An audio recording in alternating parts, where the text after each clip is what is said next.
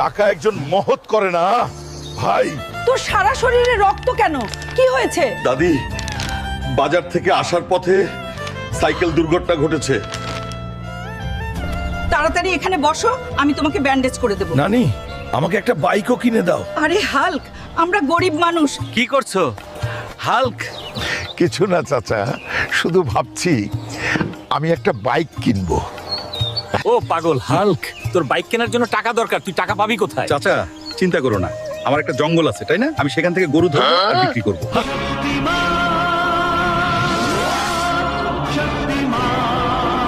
এই গরু, আমার সাথে আয়, তাহলে যুদ্ধ হোক।